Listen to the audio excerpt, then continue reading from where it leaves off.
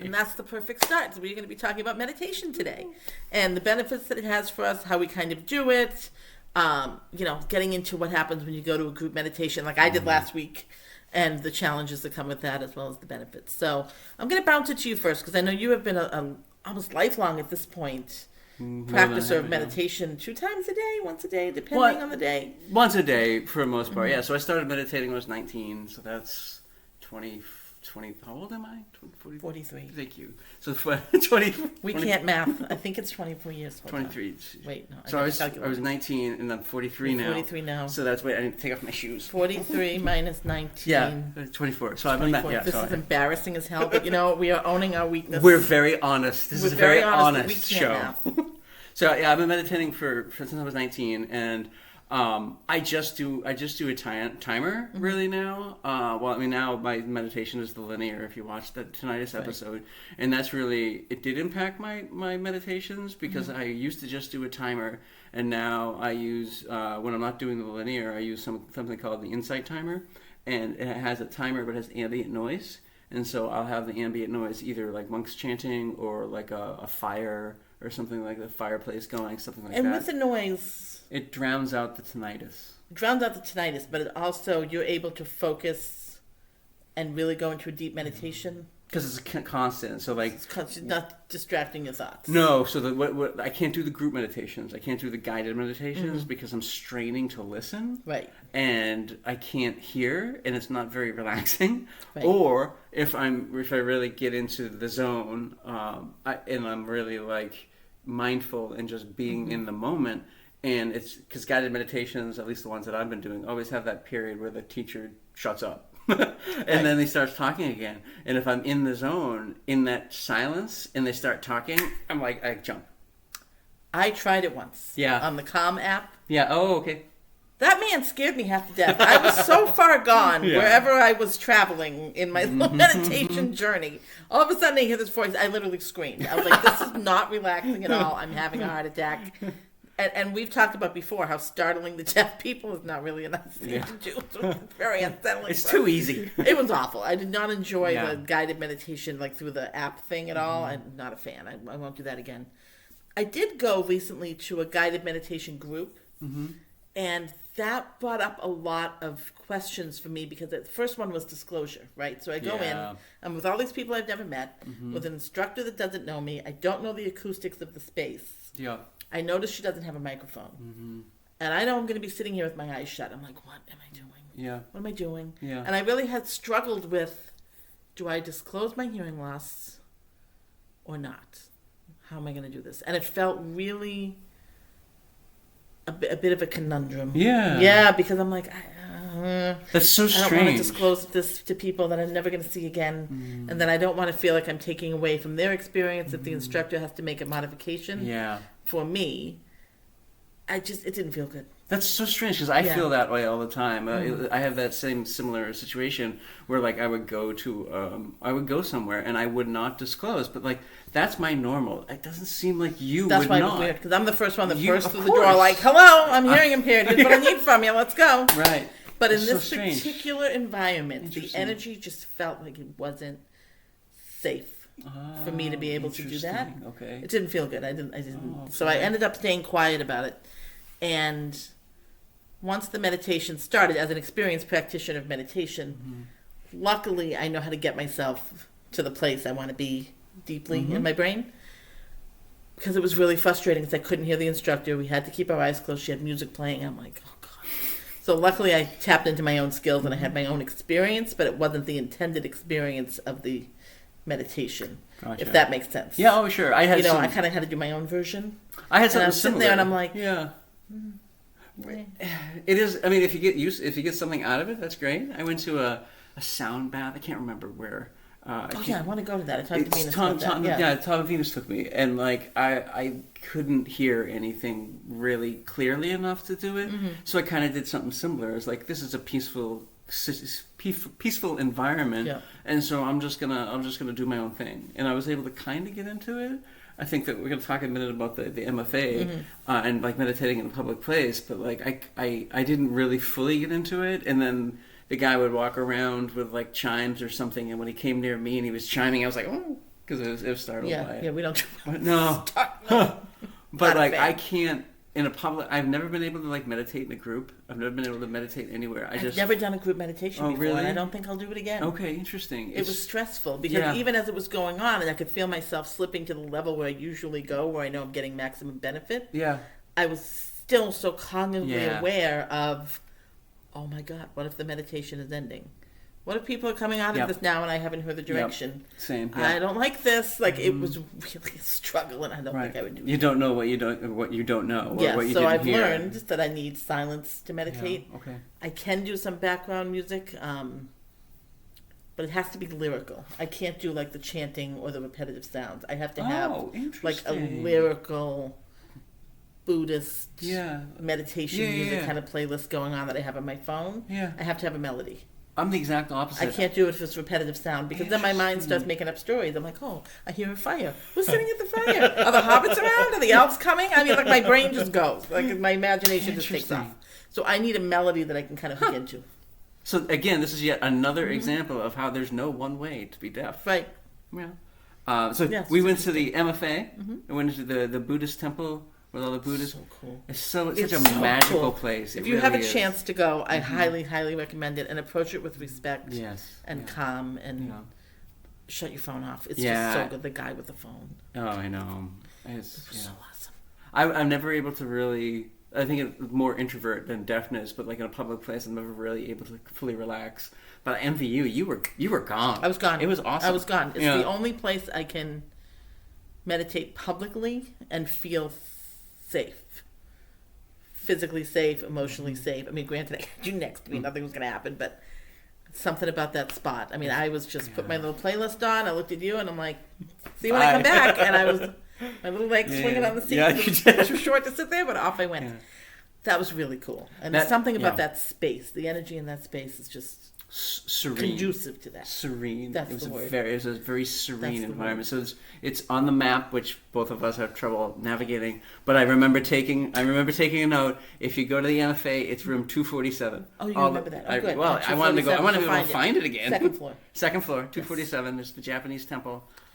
It's serene, it's peaceful, just awesome. And the Buddhists are so. The Buddhist there's a series of Buddhist statues, and they're powerful. They're powerful but calming. It's my favorite spot in the city of Boston. I can see. And it's like a hidden gem. Oh yeah. And I think I told you the story. Yep. I stumbled on it one night by accident. Yeah. I was there on a night tour for a different thing, and I just don't pay attention. I wander away, and I'm like, oh, what's this room? Oh, this is cool. I'm completely left the group. I've gone rogue, right? I'm like, oh, this is awesome. I got to come back and see this. Yeah. That's how I found them. That's awesome. I love it. Meant to be. I love it. It's amazing. You know what's not relaxing? The Zen garden outside. Well, you gotta stand down. My fault. I have to explain this. There's a Zen garden outside that he really wanted to see. So we go outside, and me, clueless, I'm like, oh, this looks like those little sand things you put on your desk with the rake, right? I missed the sign completely that said stay on the path. So, of course, what do? I walk out on the sand. Start dragging my foot on the sand and yell things like I'm a human rake, right? And then I get yelled at and had to get off the art installation. So I didn't find that particularly peaceful. I wonder why. I just kind of take offense to that you can't interact with the actual thing that's supposed to be relaxing. So 0 stars for the Zen garden, but 10 plus for the Buddhist temple room. So you have another note here. Ears in or out? So do you meditate with your hearing aids in or out? In, because I need the melody of the music. So like I said, if I have repetitive sound, my imagination goes crazy. And if I don't have any sound, forget it. I'm doing shopping lists, thinking about every other thing I need to do, and I just can't get myself to that deep place. What about you? You need that anchor, huh? Yeah. I need the anchor. I need them in. Sometimes I'll take them out because sometimes my ears just get... We were talking about this earlier. Yep. Sometimes your ears just get tired because there's constantly something in there. And so they physically get itchy or tired or achy or something like that. So every now and then I'll take them out, but I need the anchor too. I need something to hang on to. For sure. They tell you like you can use the breath as an anchor, but it doesn't work for me. Also the tinnitus. So like if I don't have them in, the tinnitus gets worse because I don't have anything masking it. So for the most part, I leave them in as well. You sit in a chair or do you sit on the floor? How do you do that? So I usually, I have a Zafu, so I have a meditation cushion. Oh, cool. And I used to sit on that, and then I hurt my ankle about a month ago, and I can't sit that way. It's too much pressure on my ankle. So right now I'm sitting on the bed. So I have the cushion, and so I have it's like a wedge cushion, so it keeps me upright better, and so I'll be able to do that. But that took years to be able to get to. For a while, I was like in a chair because my posture wasn't as good, and I'm like leaning forward now. But now that cushion, right? That cushion keeps your back up. Yeah. And so as long as you have the right posture, there's not enough pressure on any points of your body, and so the cushion really helps. So I was able to.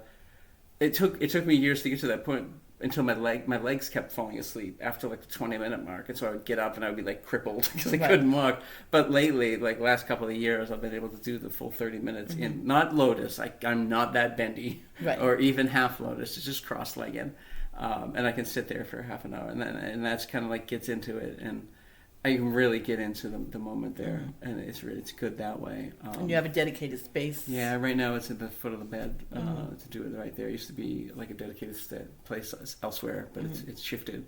But yeah, I miss being in the Zafu because my mind tends to wander now because I'm just like sitting with the headboard is behind me, and I'm kind of like I'm upright a little bit, but like where the mattress meets the headboard, there's a little dip.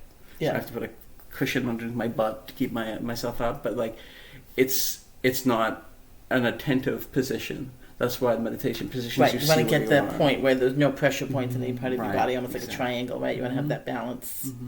Yeah, for sure. I'm in a chair, at the edge of a chair. Yep. Oh, good. Straight up and down, like I was in the museum, kind of sitting at the edge. I used to use floor mat, but since I had my knee replaced 2 years ago, I can't manipulate the way that I would need to hit that tripod position. Yep. To be able to just kind of leave the physical body and not be thinking about any pressure points or pain or discomfort. But the chair works well. Good. It's really the only option I have to get on the floor. And there's no right way. With my knee, but and my hands are out like this. My palms are open flat like that on my legs. What about you? Do you have a? I do. It's the cup. So you have this in my lap. So it's the meditation. The statues do it too. So it's supposed to, you put it in your lap, and it's supposed to keep them rest like that. I don't know why. Yeah, whatever works. It's always done. You know what I just realized? The last 2 episodes, I forgot to turn the captions on. You did what? I forgot to turn the captions on. Oh, shit. We'll see what happens. So I know YouTube automatically... deaf people I know. YouTube automatically generates them. And I think Facebook does too. So please let us know. I mean, if we screwed it up, we can re-record these. Okay. I'll talk about tonight. This will be quicker. I have a question. Yeah. You did hit record, right? I did hit record. We are recording. I hope so. No, we are recording. You never know. With us, all bets are off. Oh, God. Anything else about meditation? I highly recommend people try it. It's a game changer for me. I do mine at night. It helps me sleep. Kind of... Rocky has something to say about it. Rocky does this tonight too. Helps me kind of bring my brain down to a quiet place because my brain does not stop, and it helps me prepare for bed. So I usually do mine at night. The morning, I just don't have the bandwidth and the time in the morning to dedicate to a meditative practice. But nighttime for me is it. I'm the opposite. It's how I start my day. Really? Yeah. If I don't, I've meditated every morning for like 6 years now, and like I remember before I got to that point, I could feel the difference during the day if I didn't meditate. I just wouldn't be able to focus as much. It's interesting. And I'm too tired at night. I wonder if during the summer when I'm off of school, if I should try the morning and see how that feels. It's worth a shot. But the night has always worked well for me. Helps me kind of come down from the day and release all the stuff that may have attached itself energetically and get rid of it all and go to bed. We'll see. Whatever works, right? There's no wrong way to do it. Sure. Mm-hmm. So, what are you reading these days? Oh, books! So, actually, it's... like, it's a surprise. Yeah, right? My book's next. So my book here is Zen Mind, Beginner's Mind. Ooh, that's so it's by Shunryu Suzuki. And so he is the person who brought Zen to the United States back in like the 60s or 70s. And so this is the book that he kind of like talks about just basic principles. I mean, there's one on posture. There's one on each of the 8 Can you define Zen for people like me who have like a pop culture understanding of it? Like, what is it? Is it a philosophy? Is it a set of directions? It's Buddhism. So it's based off of Chan Buddhism in China was brought to Japan and made Zen. Okay. And instead of the reason I got into Zen during the pandemic is because I've always loved the Dalai Lama, and he is the head of the Tibetan Buddhist, not sect but denomination. Mm-hmm. But I always feel really uncomfortable about all like the ornaments around it. So there's always like hundreds of like golden Buddhist statues, and there's a lot of ritual around it, and there's a lot to do with it. And I'm a simple guy, and so Zen is just merely more focusing on not thinking and just being. And instead of like achieving enlightenment once, mm-hmm. in Zen you have many moments of enlightenment. So you have like that eureka or the Zen moment where you become perfectly aligned, but it's only for a second.